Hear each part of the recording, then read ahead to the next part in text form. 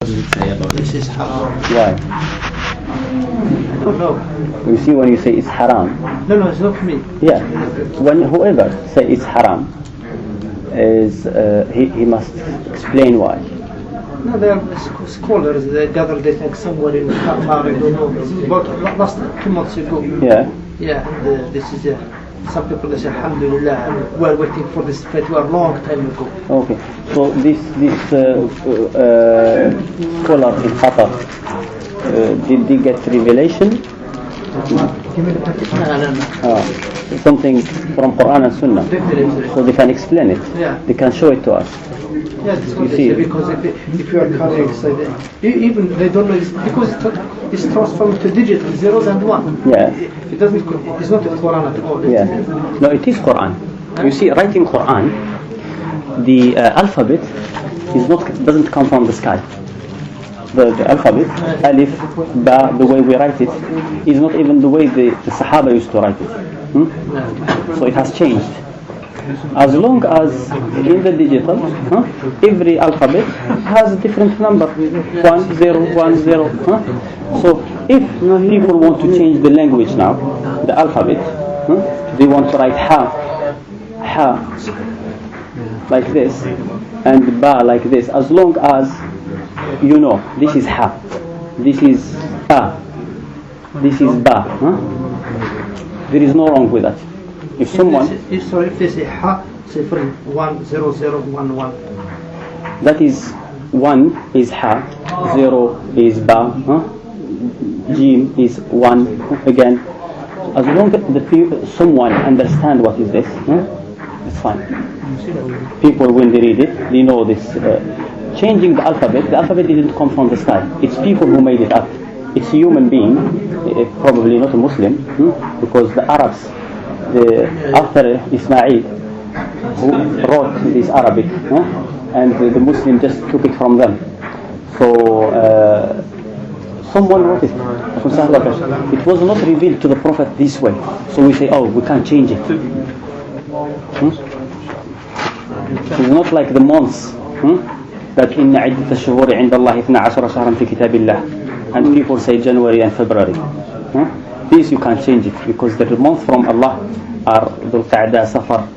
So we have to count with these months, not with the months that we are, because it's a revelation. It's Quran. Allah made these months like this. But the alphabet is not Allah who made the alphabet, it's the Arabs who made it.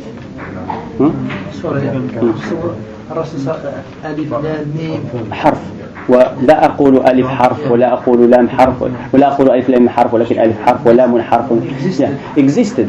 Rasulullah spoke about it, but it was not revealed to a prophet, the huruf like this. The Arabs who wrote it.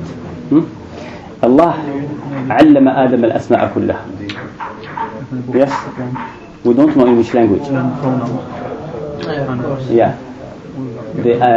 The languages are from Allah. Still, if people change a name, the names have been changed through the time so many times.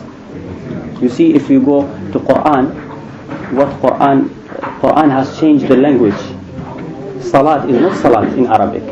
Siyam, the way we know it in Sharia, is not the way Arabs know it before. However, even after that,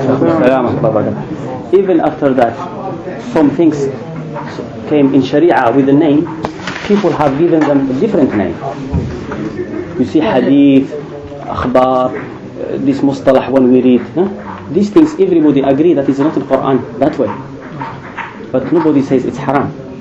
So the huruf which are not from Allah, because even though the Arabs were speaking Arabic, but this huruf, it was not revealed to a prophet. You have to write ha this way or ba this way.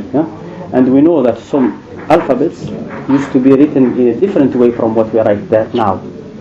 So if the digitals, as long as the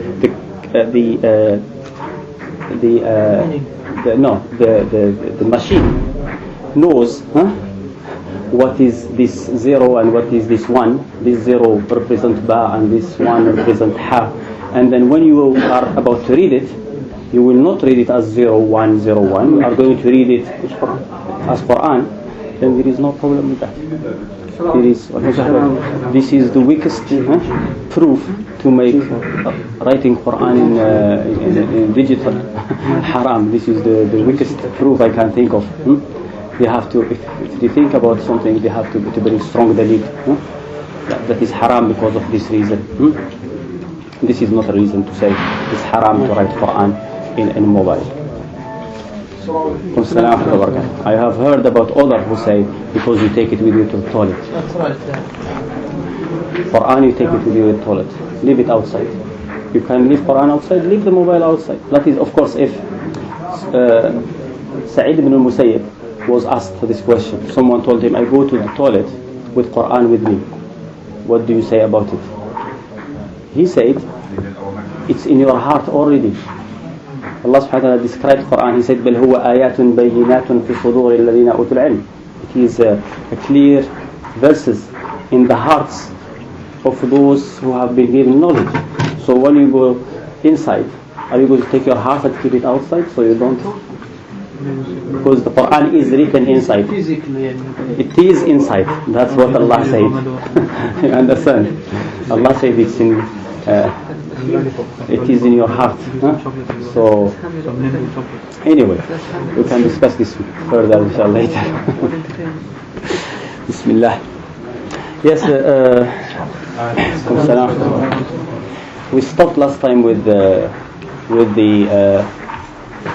taking the apparent meaning of the words, and then with Qiyas. And nobody had objections when I was talking. However, then later the brothers were, when I meet everyone individually, they went and asked, and they got some extra proofs. They have some objections against the people who say in religion there is no Qiyas. Or they have objections against the people who say we take the apparent meaning of the words. We have already spoken about this last time, but we have not finished. Of the things that they said about the people who take the apparent meaning of the words, taking the apparent meaning without looking deep inside the meanings, they have some objections. How are you going to understand this ayah? How are you going to understand this hadith? Before that, I mentioned last time that the Prophet, whenever there is an ayah in Quran and someone comes and take the apparent meaning of the ayah, never the Prophet has said to someone, you are wrong, you shouldn't take the apparent meaning of this ayah, except by giving him another ayah, referring him to another verse. So he will tell him you shouldn't take the meaning of this verse except by giving him another verse that he should have taken with in the same time with the verse that he has from where he has taken the ruling. It is not fit for someone to take the apparent meaning of one ayah, of one verse, and leave the other verse. Before you take ruling from Quran and Sunnah, you have to put all the verses that are concerns that ruling. Like when the Sahaba read this ayah, when this ayah was revealed, الَّذِينَ آمَنُوا وَلَمْ يَلْبِسُوا إِيمَانَهُم بِظُلْمٍ. Those who has brought belief, iman, and they have never mixed their iman with oppression, with injustice.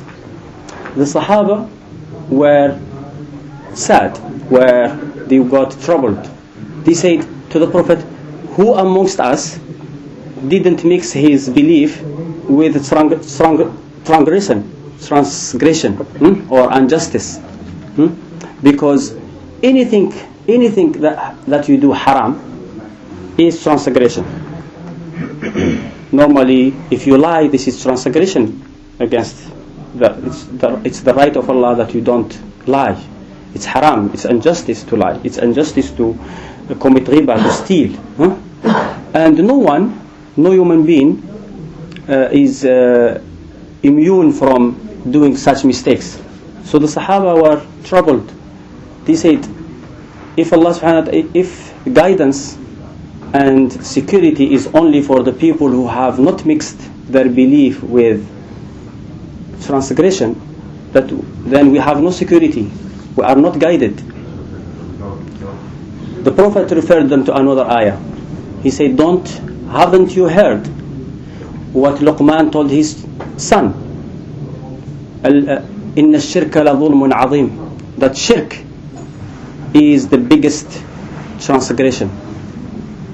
So he didn't tell him, you shouldn't take the apparent meaning of this ayah, you have to use your intelligence, your intellect. No, you have to use the other ayah. You have to put all the ayat, the verses together and come out with a ruling. All the time when the Prophet was asked such questions, like when Aisha said, when Hafsa told him, the Prophet said that no one from the people who have been in Badr battle and the battle of Hudaybiyah will go to hellfire, will enter hellfire. Hafsa said, didn't Allah say, وَإِن مِّنكُمْ إِلَّا وَارِدُهَا? None of you except that he will go inside it, the hellfire? He said, didn't Allah say, ثُمَّ نُنَجِّي الَّذِينَ اتَّقَوْا? And then we will save those who have believed. So he referred her to the other ayah. He didn't say, how can you should know that this is only for the kafirs, or he referred her to another ayah. Similar things when some brothers say that in Quran went and asked, and they were given some examples. They said, they gave them some people who say about Qiyas and have something against people who take the apparent meaning of Quran. They said, okay, what are you going to say about this ayah? Allah subhanahu wa ta'ala said, وَمَنْ كَانَ فِي هَذِهِ أَعْمَى فَهُوَ فِي الْآخِرَةِ أَعْمَى وَأَضَلُّ سَبِيلًا. Whoever is in this life blind, in the akhirah, in the day of judgment, he will be blind. So they said, do you say that everybody who is blind in this life will be blind in the hereafter? This is one ayah. This ayah, we have to understand it with the other verses in Quran. Quran says, فَإِنَّهَا لَا تَعْمَى الْأَبْصَارِ. It's not the eyes, the sighting, that get blinded. وَلَكِنْ تَعْمَى الْقُلُوبُ الَّتِي فِي الصُّدُورِ. But it's the hearts that are in the chest that get blinded. And Allah subhanahu wa ta'ala says in the Quran that someone, that وَمَنْ أَعْرَضَ عَنْ ذِكْرِي فَإِنَّ لَهُ مَعِيشَةً ضَنْكَ. The one who turn away from my dhikr, from Quran and Sunnah, he will have a difficult life. وَنَحْشُرُهُ يَوْمَ الْقِيَامَةِ أَعْمَى. And we will raise him the day of judgment blind. قَالَ رَبِّي لِمَا حَشَرْتَنِي أَعْمَى وَقَدْ كُنْتُ بَصِيرًا. He will say, oh Allah, why did you raise me blind when I had my sight before? So you put this ayat together, you will understand what is the blindness here. It's the person who is blind in his heart, this life, that will come the day of judgment as blind. If we had no such ayah, we will not know. Allah subhanahu wa ta'ala does what He wants. If He wants to make people blind in this life and bring them as blind in the hereafter, we shouldn't have an objection against that. So someone says, what about this? Allah subhanahu wa ta'ala said, don't make your hand, وَلَا تَجْعَلْ يَدَكَ مَغْلُولَةً إِلَىٰ عُنُقِكَ. Don't tie your hand to your neck. وَلَا تَبْسُطْهَا كُلَّ الْبَسْطِ. And don't open it fully. فَتَقْعُدَ. Meaning, don't spend. This is in the Arab language. The Arabs, some Arabs, what we say metaphorical way, isti'ara in Arabic. The Arabs, this is part of their language. This is what an Arab, normally when you say don't open your hand, or don't put your hand, tie it to your neck, this is part of their language. However, still, when these metaphorical ways are mentioned in Quran, Allah will explain it fully, because Allah subhanahu wa ta'ala said in Quran, وَقَالَتِ الْيَهُودُ يَدُ اللَّهِ مَغْلُولَةً. The Jewish said that the hand of Allah is tight. Allah subhanahu wa ta'ala cursed them. غُلَّتْ أَيْدِيهِمْ وَلُعِنُوا بِمَا قَالُوا. Allah made curse them because of what they said. بَلْ يَدَاهُ مَبْسُطَتَانِ. But his hands, his two hands are open, ينفق كيف يشاء, he spends the way he wants. So he explained here that tight and open is about spending. And another brother said about this, he said, mentioned the hadith which is narrated by Bukhari about the man who said to the Prophet, a man told a man in hadith in Bukhari, he said that in Bukhari there is a hadith where Sahabi took the ayah about fasting until you see the white line from the black line. Someone took a thread, a white one and a black one, and put it under his pillow. And at night he will wake up and look at the thread, the white. When it's dark you can't see nothing, not the white or not the black. But then when it's little bit clearer, they could see it, and then they knew, okay, we have to stop fasting now, stop eating. This is the time to stop. So they put the thread. And then according to the hadith which is in Bukhari, the Prophet said, your pillow is then very white. If you can have the white line and the black line which is in the sky under your pillow, that means your pillow must be very white. The Prophet told the Sahabi. Now they say, okay, look, this man has used, he took the words apparently, and the Prophet criticized him.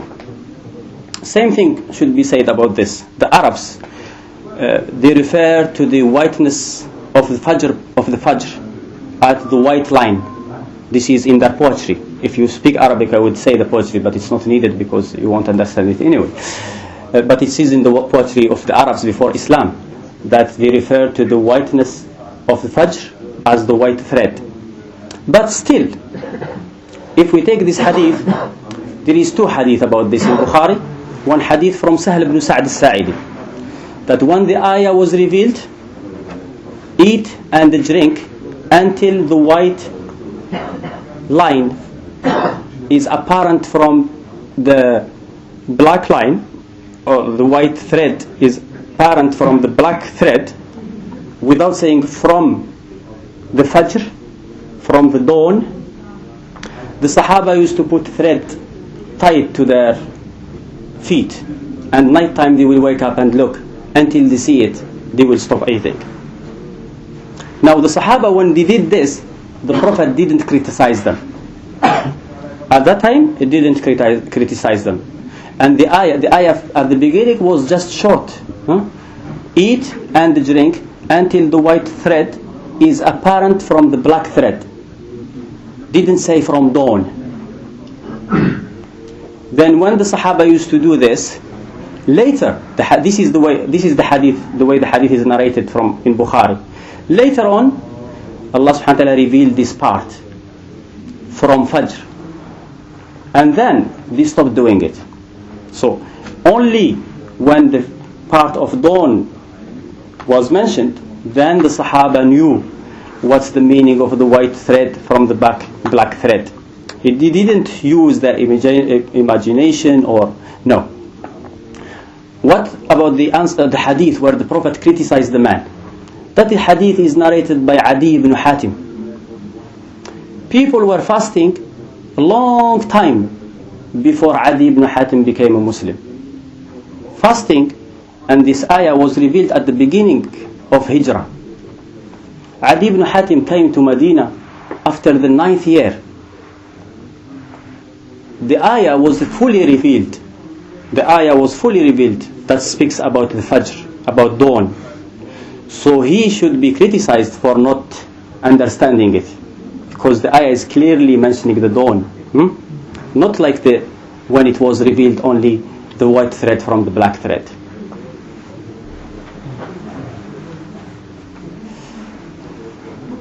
And there is many examples like this. Another example that brother told me, someone mentioned in his website, criticizing people who, he said, if you tell someone, bring me a cup of tea, what are you going to bring? Cup of tea, like tea, or leaves, or cup of tea?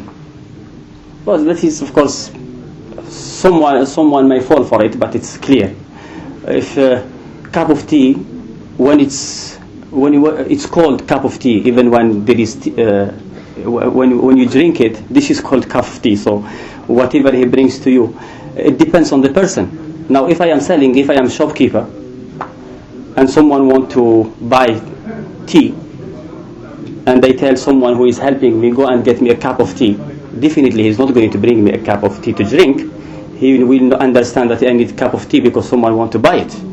If my mother send me to my neighbor, we don't try to tell her, oh, we have guests, and they go with a cup, we have guests, and we don't have any tea to to prepare for them, and we need some tea. They are going to give me some leaves, not a cup of tea. So it depends on the situation. However, Allah subhanahu wa ta'ala, His Quran is for everybody. It doesn't depend on anyone. And when you talk to someone, you can see his face. You can see the way he is talking, and you can decide what he means. It's not possible with Allah. Allah subhanahu wa ta'ala, nobody sees Him. He will talk to us in a way that everybody will have to read that and understand it with the same way. So that is the difference between Allah and the people. That is why we have to take the words of Allah literally. And then He gave as well this example. There is hadith in Bukhari and Muslim where Allah subhanahu wa ta'ala said, where the Prophet said, لا تسبوا الدهر, don't curse the time. Don't curse the time, because Allah is the time. Now this hadith says dahr is time, and the hadith say don't curse the time because Allah is the time. And in another hadith, which is in Bukhari as well, the Prophet said that Allah says, the son of Adam insults me, harms me. He curses the time, and I am the time. In my hand is the day and night.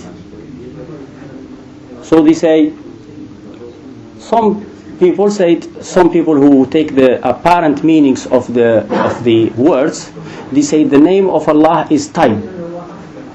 One of the names of Allah is time, because the Prophet said that Allah is time. They said, okay, this is when you take the apparent meaning of the words, you call Allah time.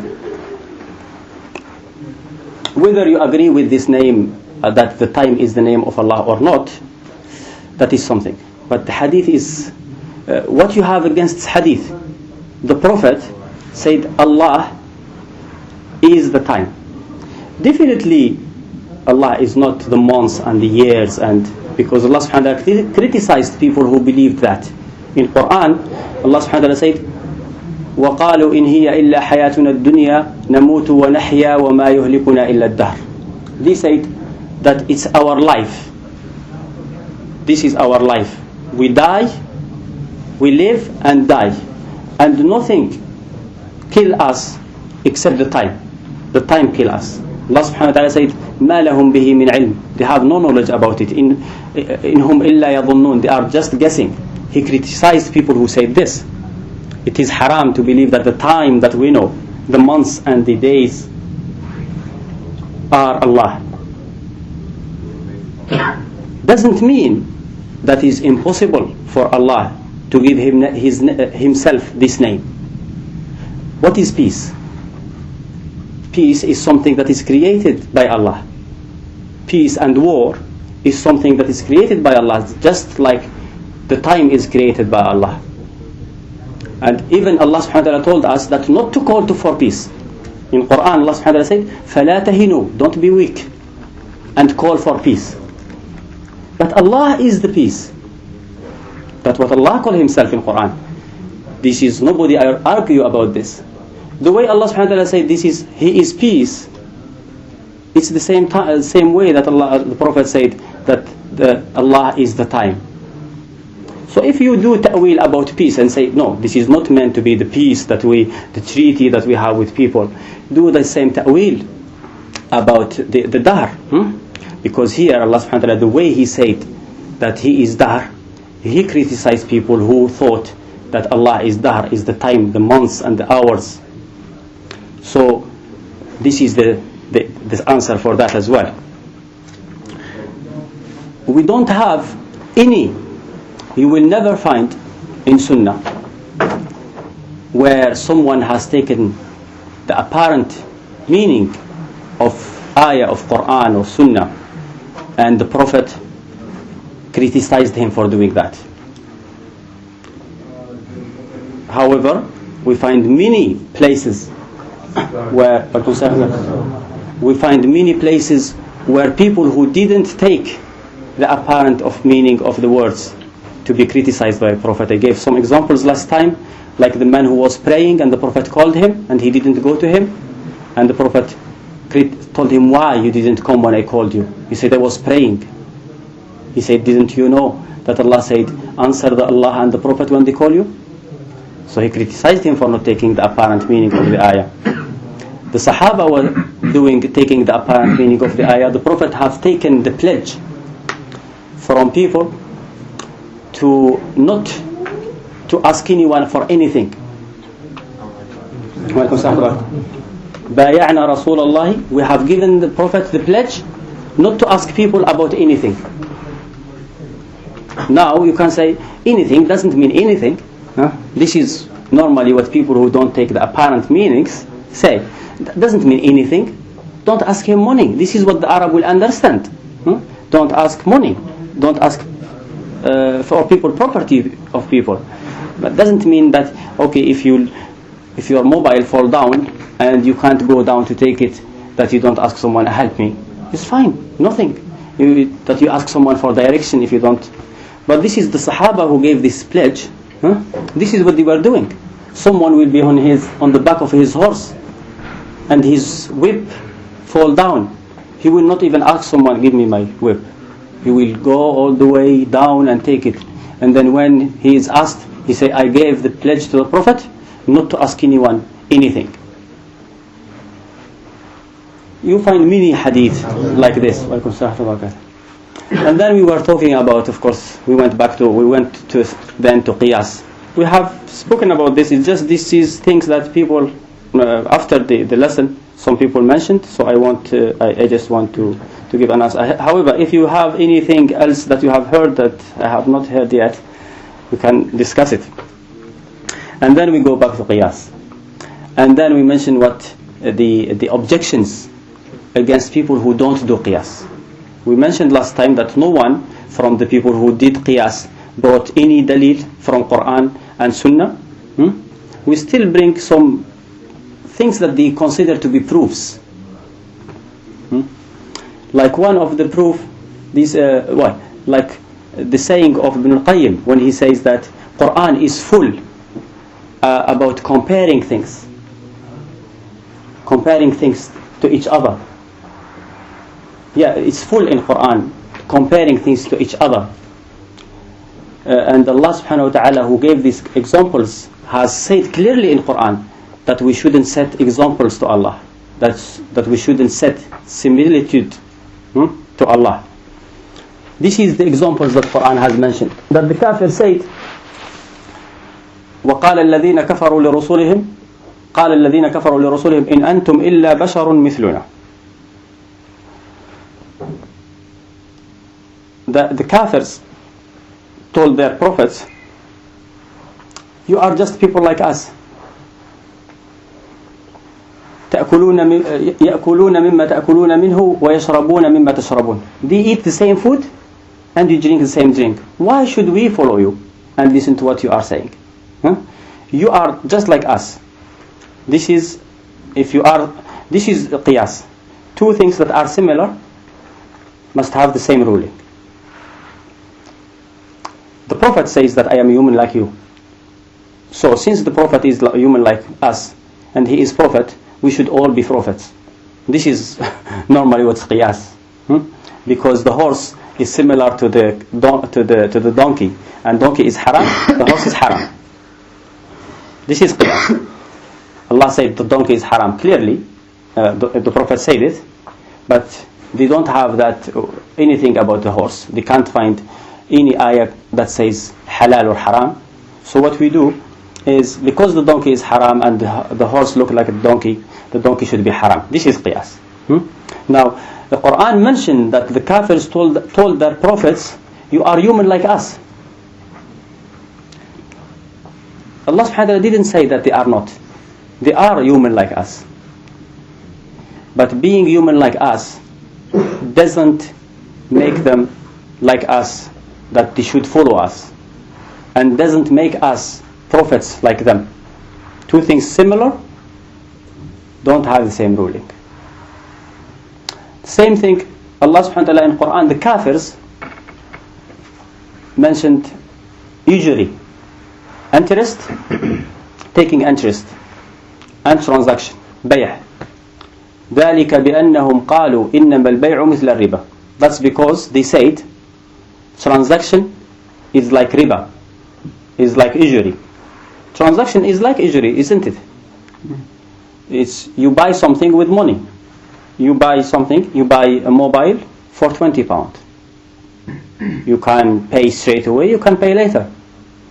Usury is the same thing. Buying £20, £10 for £20. This is riba. It is similar. Allah subhanahu wa ta'ala didn't tell them that it's not. The Kafirs, when they argued about the riba should be halal, they said the riba is like transaction. Allah subhanahu wa ta'ala never said it's not like transaction. It is like transaction. We can't see that. But the answer from Allah is this: وَأَحَلَّ اللَّهُ الْبَيْعَ وَحَرَّمَ الرِّبَى. Yes, it is like transaction, but Allah made the transaction halal and He made the usury haram. Another example from Quran, the Kafirs, when they want to argue with the Muslims, the Kafirs want to argue with the Muslims, and they came to the Muslims and said, you eat what you slaughter. When we slaughter animals, we eat them. Allah subhanahu wa ta'ala has made halal for us what we have slaughtered. You take a sheep, a camel, a cow, you slaughter it and you say Bismillah and you eat it. That is what you have slaughtered with your own hand. So the Kafirs came to the Muslims to argue with them. And they said, what you slaughter with your hand, you eat it. What Allah has slaughtered, you know the dead meat, who killed it? It's Allah. He said, what Allah has killed, what you killed, you eat. What Allah has killed, you don't eat it. So even some Muslims have doubt. Oh yes, they thought about, see this argument, oh yes, that should be right. What did Allah reveal about this? وَلَا تَأْكُلُوا مِمَّا لَمْ يُذْكَرِ اسْمُ اللَّهِ عَلَيْهِ. Don't eat from what Allah's name has not mentioned on it. وَإِنَّهُ لَفِسْقٌ. It is a fisq. It's considered to be impure. وَإِنَّ الشَّيَاطِينَ لَيُوحُونَ إِلَىٰ أَوْلِيَائِهِمْ لِيُجَادِلُوكُمْ. The shayateen will inspire their friends so they debate with you. You see this saying here? It's the inspire of shaitan to make halal what haram and haram.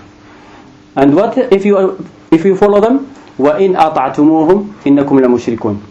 If you follow them, if you obey them, you are mushrik. And there is nothing in Quran and Sunnah that is neither haram neither halal that Allah has forgotten. Everything in Quran and Sunnah, it's either halal or haram. How? Allah subhanahu wa ta'ala said, خَلَقَ لَكُمْ مَا فِي الْأَرْضِ جَمِيعًا. He is who created for you whatever is in the land. You see when someone go and buy carrots and say, is carrots halal? How are you going to tell him it's halal or haram? You have to have proof. You tell him it's he who created for you whatever on the land. Is carrots from the land? It's halal.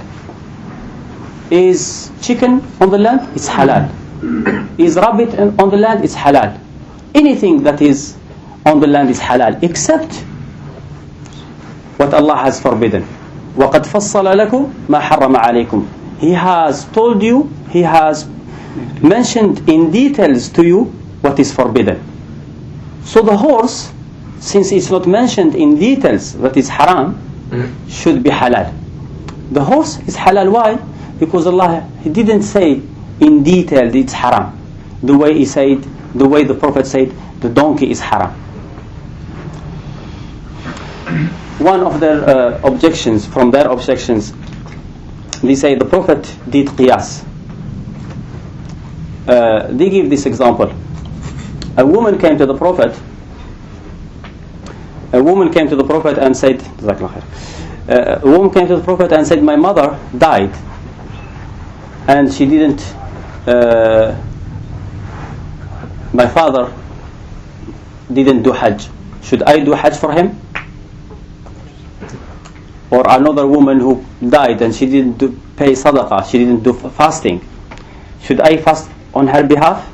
The Prophet said, did you see if your mother had a loan? Will you pay it on her behalf? On all occasions, sometimes was a man, sometimes was a woman, they said, yes, we will. He said, then the loan of Allah is more worthy of being paid. If you are going to pay the loan of people, then you should pay the loan of Allah. They say this is Prophet doing Qiyas, comparing one thing to the other thing and make them equal. Well, the Prophet doesn't do Qiyas, definitely. Allah subhanahu wa ta'ala said, وَمَا يَنْتِقُ عَنِ الْهَوَىٰ إِنْ هُوَ إِلَّا وَحْيٌ يُوحَىٰ. He never speaks from his desire. Whatever he says is a revelation. And Allah subhanahu wa ta'ala doesn't do Qiyas. Who does Qiyas? The one who doesn't know the rulings. Here the Prophet, Allah subhanahu wa ta'ala ordered us. Bismillah. Allah ordered us in Quran to pay the loans that are due. That you have to pay the loans. He didn't say the loans of people or the loans of Allah. That should cover every loan. And sometimes someone may not understand something, and you just give him example from something that he already should know from the general meanings of Quran and Sunnah, but he didn't know it, so you give him an example just to make it clearer for him. I give you an example now. Everybody of you knows if he misses 2 days of Ramadan, what he should do? He should fast 2 days after Ramadan. Everybody knows that if he wake up after Asr, for example, he should pray Dhuhr and Asr. If someone now comes to me and say, I missed 2 days from Ramadan, I want to fast. Can I fast 1 day and make the intention of 2 days?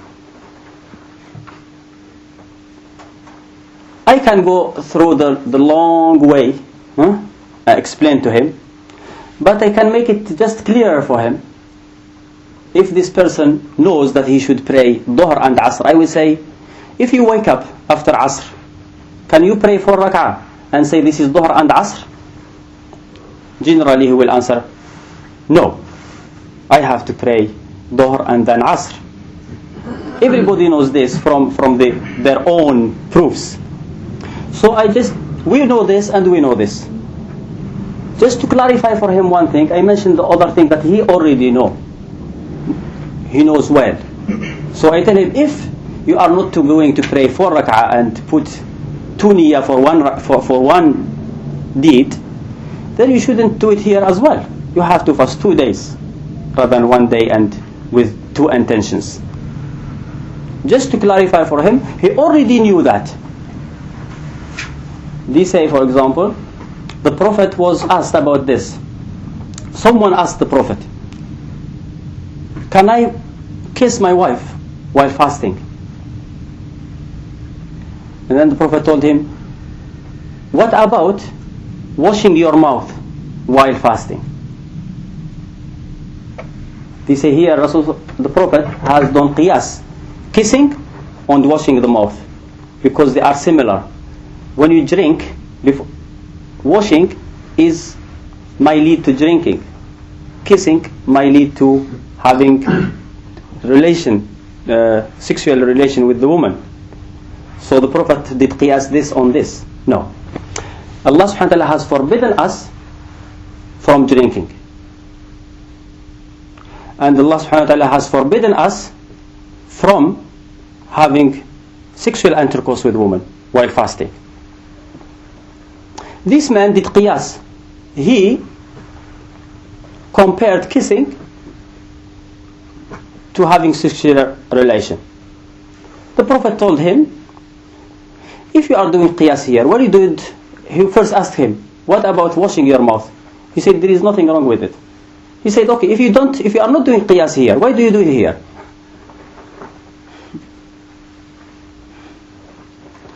Everybody, the man already knew when the Prophet asked him about washing his mouth. He said it's not haram. The man already knew it. He already knew it. How did he know it? Because Allah never forbade us from washing our mouths. Same thing, Allah never forbade us from kissing the woman. He forbade sexual relations. So you have to stop with things that Allah has forbidden. Go back to the hadith about the hadith where the Prophet supposedly compared the loans of the people to the loans of Allah. When we do Qiyas, something that has proof from Quran, supposedly, and something has no proof from Quran, and we compare the thing that has no proof from Quran, which doesn't exist, to the one that has proof from Quran. The one that has a proof is clear in Quran, is mentioned in Quran. We call this the root, and they call the other one the branch. Nobody should say that a human is a root and Allah is a branch. Nobody is allowed. When you are doing this Qiyas, this is what you are saying, because there is a root, there is a branch. Allah subhanahu wa ta'ala is not a root and He is not a branch. And the people who say this, the people who use this hadith to say this is the Prophet has done Qiyas, when Allah subhanahu wa ta'ala say وَمَا يَنْطِقُ عَنِ الْهَوَى, He doesn't talk from Himself. It's all revelation. When you ask them, this hadith says that Allah's loan are more worthy to be paid. You know what they say? They say the loan of people are more worthy to be paid. They say if someone dies, so they are taking from this hadith what is not in it and leaving what's in it. You see, Sheikh, where you're talking about the loan for Allah subhanahu wa ta'ala. See, like missing the prayer, yeah? We know from forgetfulness and sleeping, you have to make up for that prayer. Yeah. I've heard some Hanafi imams saying that if you don't pray from like puberty up until however age, then you have to make up for it, because this is also counts as a loan. Yeah, that is not. You see, I'll have to go leave this for just for 5 minutes to explain to this here. Now, Allah subhanahu wa ta'ala has made times, has set time for everything. Now, Hajj will start when you reach the age of puberty and you have the ability to do Hajj, but it has no time limit when it should finish. It has time limit when it should start, but no time limit when it should finish. So if you don't do it this year, you should do it next year or the year after. When it comes to zakat, is the same thing. Now someone, if he doesn't fast Ramadan without no reason, Ramadan has time. If you don't do it in its own time, you can't do it later. If you don't do it intentionally, if you don't do it because you are sick, Allah subhanahu wa ta'ala says فَعِدَّةٌ مِنْ أَيَّامٍ أُخَرَ, other days. So when you can, you do it later. Someone dies and he didn't fast. He was sick in Ramadan, and then after Ramadan he had the ability to fast, but he couldn't. Then it became an obligation for him to fast. Now if he dies, someone will fast on his behalf. But the prayer has a time, set time. It's like Hajj having, even though you can fast, do Hajj any time in your life, but it has a fixed time. You don't go and do Hajj in Ramadan. You can't do Hajj now. You have to wait until the month of the Hajj. The same way prayer has time. And this time, if you don't do the prayer, then you ask the person who told you that you can do it later. Tell him, this prayer, I am doing it the way Allah ordered me to do it. If it's the way Allah ordered me to do it after 20 years, then okay, I will leave my prayer now and pray it under. This is. If he say you are doing it in a different way from Allah, what Allah has set it up, told you to do it, then you are doing something haram. And the Prophet said, whoever does in our matter something that is not in our religion, something that's not from it, praying Dhuhr midnight is not from our religion. Allah subhanahu wa ta'ala said it should be rejected. فَهُوَ رَدْ. So you are doing something that is not from religion, so it should be rejected. You tell me, what if I forget? What if I asleep? We have that proof for that. That is the time. The Prophet said, whoever sleep or forget prayer, he should pray when he remembers. That is its time. That the time is when you remember. It's not when you do it intentionally. That is not its time. The time is gone and you can never make up for it. Someone who come in Ramadan doesn't fast in Ramadan. After Ramadan we tell him, don't waste your time. Don't fast. It won't count. If someone doesn't do Hajj, because if you have a rule, you have to follow it all the way. People are going to Hajj and he has the ability to go to Hajj, but he chooses not to. And then when the Hajj finish, after Hajj, the following month, he say, I'm going to Hajj. And he goes there and starts playing around the Kaaba, or do we call it Hajj? He is doing it out of time. So Allah subhanahu wa ta'ala said, تِلْكَ حُدُودُ اللَّهِ. This is the limits of Allah. وَمَنْ يَتَعَدَّ حُدُودَ اللَّهِ فَقَدْ ظَلَمَ نَفْسَهُ. The one who crosses the limit, or transgress, or crosses the limit of Allah, he has wronged himself. He is not doing something good. Something wrong can't make up for something right. So there is no... we go back to these people who said about the loan, that the loan of Allah is more worthy to be paid than the loan of people. They say, according to the hadith of the Prophet, which we take what is in it, if someone dies and he has left money, but he has loans due to people, what we should do here is to ask someone to do Hajj on his behalf and pay him from that money before giving money to the people, the people that owes him, that he owes money to. Why? Because the Prophet said the loans of Allah are more worthy to be paid. The people who use this hadith, they say, no, we give people their money, if anything left, we pay for his Hajj, we pay for his zakat, the loans that he didn't pay. And this is using a hadith where you shouldn't use it, and then leave it where you should use it. They do ta'wil, try to get out of the hadith with just pure intellect. Sheikh, isn't there a hadith where it says the shaheed won't even enter Jannah until his debts cleared or his debts paid? And then you have to take that hadith exactly the way the Prophet explained it.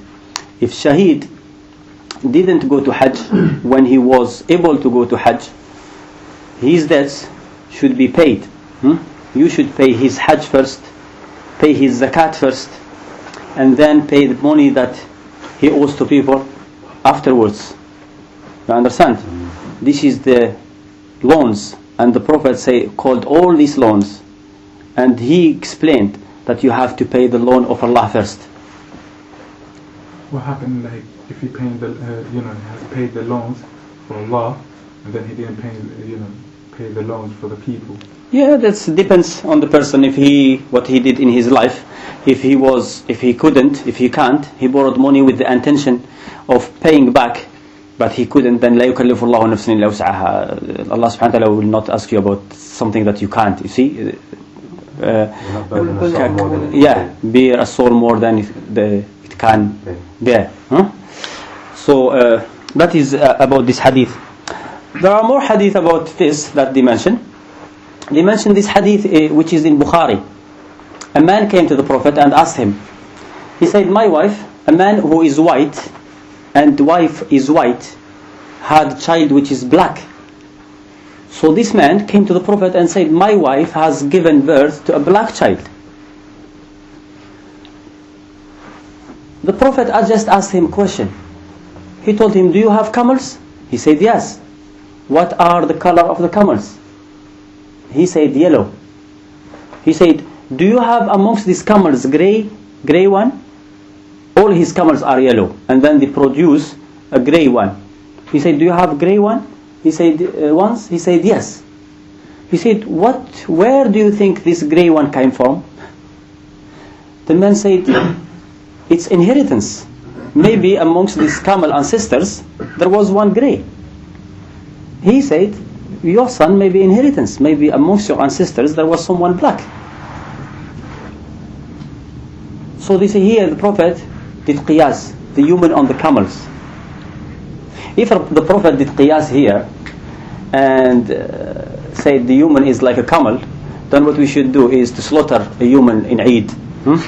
Well, this is the Prophet, from knowing that a camel can produce a different color, is something that the doctors will know.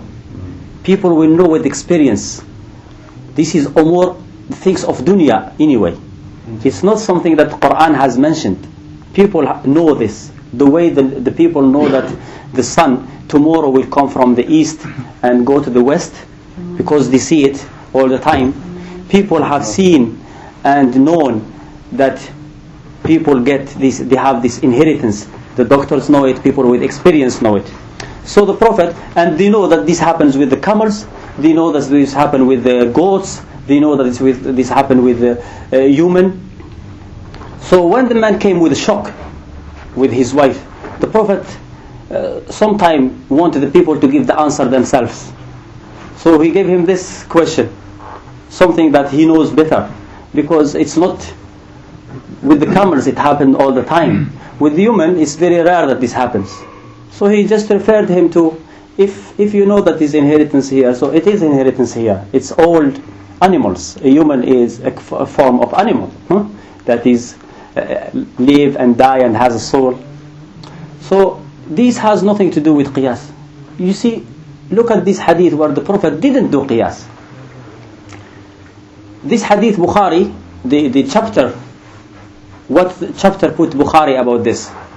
Bukhari said in his book, how the Prophet used to explain something that is known to something that is known, to compare something that is known to something that is known.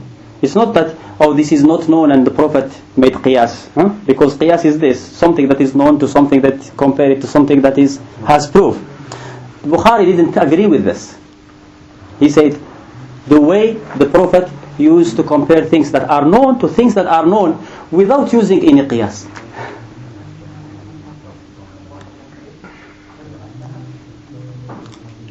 And after this, Bukhari brought this hadith from the hadith that the Prophet, a man came to the Prophet and said, "O Prophet, what do you say about horses?" A man asked the Prophet, "What do you say about horses?" The Prophet said, "Horses are three different kind. The horses are millions kind, but as according to Sharia, they are three. For a man, they are a reward. For another man, they are cover. And for another man, they are torment or punishment. So, as for the one who the horses are for him a reward, is the man who keep them in the sake of Allah and give their due rights. He uses them in the sake of Allah. If people need them for jihad, for example, he will give them. For this man, they are considered as a reward. He will get reward for this. The one who are considered for him to be a cover is the person who do business with them. So he is covered from asking other people without forgetting the right of Allah. So if they are needed, he will still give them in the sake of Allah. The one who are considered for him to be a torment is the person who keep them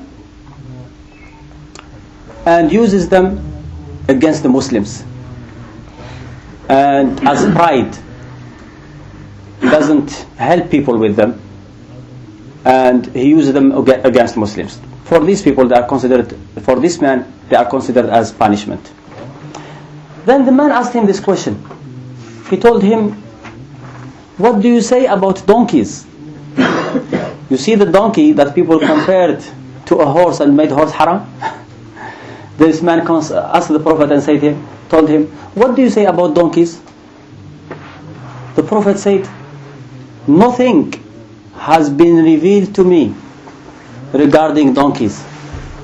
You see the people who say Qiyas, if Allah has revealed something about a donkey, it means the same thing as about horse, but some people don't understand. The Prophet didn't understand that. When he was asked about donkeys, he didn't say, "Are you stupid? Don't you understand? What's the difference between donkey and horse?" He didn't say that. He said, "Nothing has been revealed to me." So when Allah reveals something about horse, it's about a horse. It's not about a donkey. You see, when the hadith say, the Prophet said, gold for gold, silver for silver, date for date, barley for barley, wheat for wheat, salt for salt, and some people said, "You take only these six? It should be raisin for raisin, it should be rice for rice." This is exactly what they are doing. Some people said, now when you ask someone, what should I wear in Hajj? The Prophet was asked this question. A man asked the Prophet, what should someone who go to Hajj Muhrim wear? What he should wear? The Prophet said, he shouldn't wear. The man asked what he should wear. He said, he shouldn't wear trouser, qamis, imama.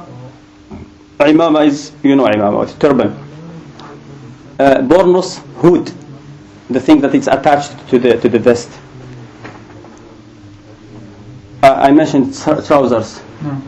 And khuf. Anything that is like socks or boots or not slippers. So this is what the Prophet mentioned.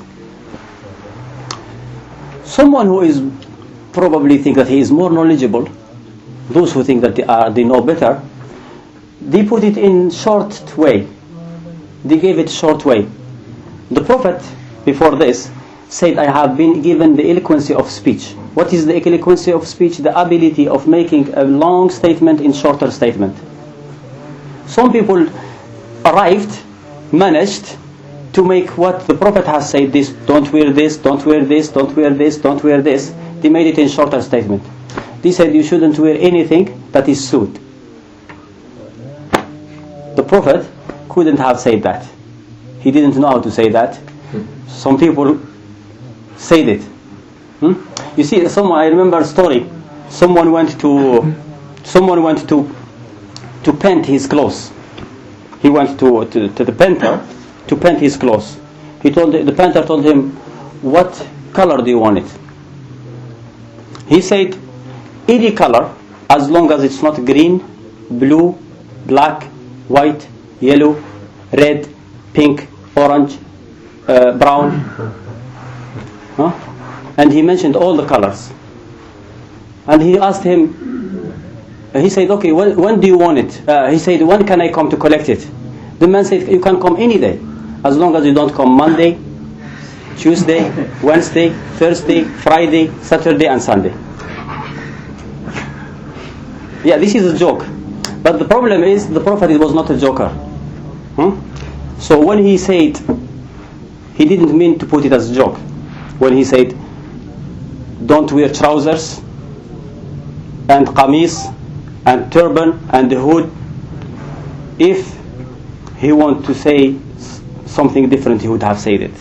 If there was some more things here, he was not doing a joke, he was not playing when he said this, because this is what Allah revealed to him to be haram. And then, since there is no proof, they will come to you and say, "Okay, what are you going to do with this? What are you going to do with this?" They will give you examples. First example, they say, "Okay, Allah subhanahu wa ta'ala said in the Quran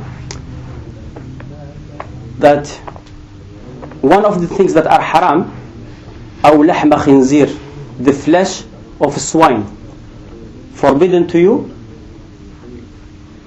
meta and the dead meat and the blood and the flesh of swine, because it's dirty, it's impure."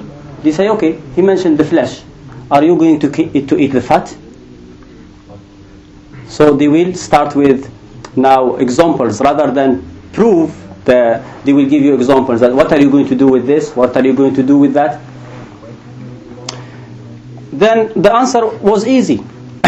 Someone answered this question, but they answered back again. Someone answered this question. He said, "We are not going to eat the fat of the pig or any part of the pig, because Allah subhanahu wa ta'ala, after he said the flesh of a pig, he said because it's impure. And according to the Arabic language, the it here, it is impure, goes back to the pig, to the swine. And anything that is impure should be haram, because Allah subhanahu wa ta'ala said, وَالرُّجْسَ فَهْجُرْ, keep away from the impure." Someone said, no, this it should go to the flesh, not to the pig. That is Ibn Kathir in his tafsir. However, later on he contradicted himself. When it comes to Surah Al-Nahl, Allah subhanahu wa ta'ala said, "Ata amrullahi fala tasta'jiluh." The order of Allah has come, don't hasten him. He said, "Don't hasten Allah." He didn't say, "Don't hasten the order of Allah." So he contradicted himself. Well, according to the Arabic language, this it, we call it dhamir, goes Pronoun. the pronoun, it goes back to the nearest thing mentioned. If I say Sa'id and Muhammad and Ahmed came, and he was wearing a black jacket, who was wearing a black jacket? Will be Ahmed, the last one mentioned. So when we say flesh of swine, because it is impure, the last mention is the swine, not the flesh. So because the swine is haram, is impure, it should be haram altogether. It's not because of Qiyas. It's not because Allah made haram the flesh and we make haram the fat. And we explain it more. Allah subhanahu wa ta'ala, after he mentioned this ayah about the swine, the flesh of swine being haram, he mentioned what he made haram for the Israelis. He said, وَعَلَى الَّذِينَ هَادُوا حَرَّمْنَا كُلَّ ذِي ظُفُرٍ.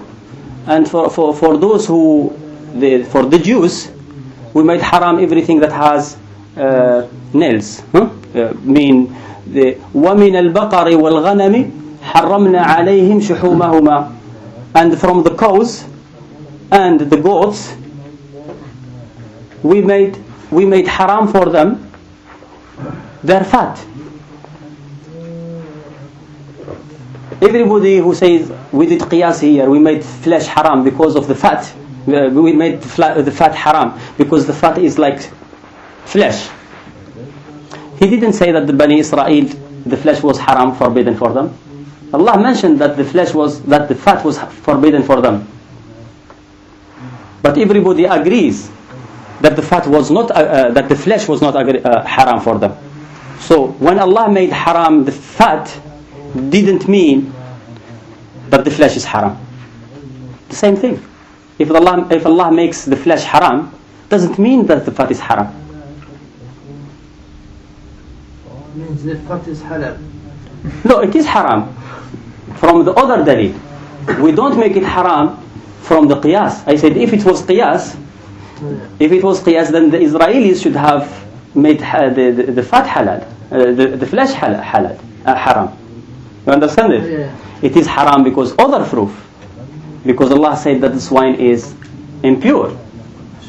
I give you another example from hadith. This hadith is in Muslim, in the book of the Adahi, the sacrifice of Eid. The Prophet said that he made a speech on Eid day, and he said that the flesh, nobody should eat flesh of the sacrifice for more than 3 days. This is a ruling at the beginning of Islam. It was forbidden for people to eat flesh of the sacrifice more than 3 days. The following year, after the Prophet said this, the following year the Sahaba started melting within the 3 days, started melting the fat and keeping it, to keep it. The Prophet saw that and he said, why are you doing this? They said, you have forbidden us from eating the flesh, so we are melting the fat to keep it. So the Sahaba here, the understanding of the Sahaba, always the understanding of the Sahaba, they didn't understand the flesh being haram, that the fat will be haram. And when the Prophet saw them, he didn't criticize them for doing that. And we go to the Hanbalis. The Hanbalis say, because they say a pig is haram, the milk and the fat, because of the flesh. Yes? We don't agree. It is haram, yes, all together, because of the ayah that mentioned it's haram. Sometimes two different people get to the same result, but in different way. You may get to the right result, but with following the wrong way. Shia will say it is the pig is haram because Ali ibn Abi Talib made it haram. That is wrong. I'm just giving you an example. It's right that the pig is haram, but it's wrong why they made the pig haram. Same thing. You mentioned something that Rasul he didn't mention. There is something he didn't mention, but the people after him, they did it. What? Rasul he never said to people to gather, say, Quran. Yes. In one book. Yeah. And the people, they did it. Yeah. And Rasul he never said to people to pray Tarawih, but the people they did it. Let me give you an answer. First, that the Prophet never gathered Quran, that is wrong. The Quran, Allah subhanahu wa ta'ala called it ذَلِكَ الْكِتَابِ. Allah subhanahu wa ta'ala called it the book. You understand? Quran is called ذَلِكَ الْكِتَابُ لَا رَيْبَ فِيهِ. This is the book. So it is a book, Quran. The fact that Quran was written at the time of the Prophet, nobody can argue about this. Prophet, every time ayah was revealed, he had writers. Zayd ibn Thabit, Muawiyah ibn Abi Sufyan, and many others. Every time ayah is revealed, he will call one of them and ask him to write it down. So it was written at the time of the Prophet. Not in the form of a book. Yeah, well, in form of a book. That is, you should go you should put this question to someone who says anything that was not done at the time of the Prophet is a bid'ah. We don't say that. We say as long as something is not forbidden, it's not haram, the Prophet didn't make it haram, then you can do it. And I give you another one, explain to you about the prayer Taraweeh, you should understand. There are things now, when people say, oh, you have to pray the way the Prophet used to pray. As form of prayer, yes, we have to pray the way the Prophet has prayed. He said, pray the way you see me praying. But if the Prophet used to pray 11 rak'ah at night, you shouldn't pray 11 rak'ah at night. The actions of the Prophet, he is practicing what Allah has told him, has ordered him, and he is doing what he can. The Prophet said that the best fasting is the fasting of Dawood. He never fasted the fast of Dawood. If someone wants to do that, fasting is fine. If someone wants to pray, the Prophet said, Salatul Layli Matna Matna. The prayer of the night is 2 rak'ah. If you are afraid that is dawn, then do 1 rak'ah witr. We say, the Prophet, if you want to say this 11, no more, he would have said it. So you have to pray 2 rak'ah. Pray 20, pray 24, 20. And we say that what Allah subhanahu wa ta'ala has done individually, and He didn't forbid people from doing it together. People can do it together. People can fast together. People can pray together. And the Prophet actually did pray in Ramadan with people. He was praying and people followed him for 3 nights. And the 4th night he didn't come out. And when they asked him, he said, I am afraid that Allah will make it an obligation on you. So he did pray Taraweeh. And you call it Taraweeh, Salatul Layl, with Jama'ah. He prayed with Ibn Abbas. He prayed with Ibn Mas'ud. You should ask this question to these people who understand bid'ah in a different way. We say bid'ah is what has no origin from religion. If someone starts dancing and say this is a religion, if someone creates something, brings something new to religion, if someone is praying, if someone is doing dua, if someone is fasting in the days that the Prophet didn't fast, if someone is doing umrah in times that the Prophet didn't do umrah in, if someone does more umrah than the Prophet has done, if someone fasts more than the Prophet has fasted, if someone prays more than the Prophet has prayed, there is nothing wrong with that. It has origin from the religion. You don't follow the actions of the Prophet. If you were with us last time, you follow what the Prophet has said, and then you do it. As long as there is nothing to stop you from doing it, no, it's fine. What you can do individually, you can do it in Jama'ah. You can go now, if you need to take shower, it's ibadah, no? As long as you cover yourself, you can go 3 people, 5 people, 100 people to take shower at the same time. It's not haram, as long as you are covered. And the Prophet, we don't have hadith that the Prophet took shower with other people. But there is nothing to stop you from doing that. Same thing, if you want to pray sunnah, 2 rak'ah sunnah, tahiyat al-masjid, you come to the mosque and there is many people and you want to pray jama'ah, pray jama'ah. There is nothing to stop you from doing that. If you want to fast tomorrow and say, oh, who want to join me and fast tomorrow? Then you can. They are going to do the adhan. I thought...